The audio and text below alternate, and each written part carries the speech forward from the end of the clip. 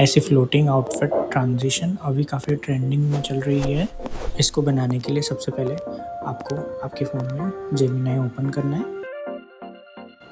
App open करने के बाद यहाँ से आपको फ़ोटो अटैच करनी है।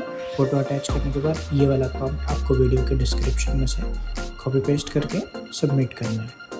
कुछ ही सेकंड में ये आपको ऐसी इमेज जनरेट करके देगा। ये वाली इमेज को आपको डाउनलोड कर लेना है। डाउनलोड करने के बाद आपको क्रोम पे जाना है और सर्च करना है फ्लो। ये वेबसाइट में जाके आपको आपकी आईडी से लॉगिन करना है। लॉगिन करने के बाद ये वाला ऑप्शन यूज़ करना है, न्यू प्रोजेक्ट।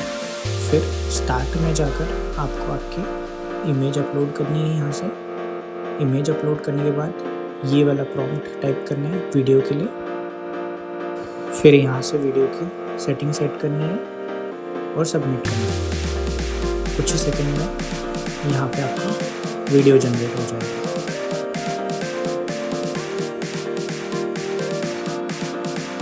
ये मेरा फर्स्ट वीडियो का रिजल्ट।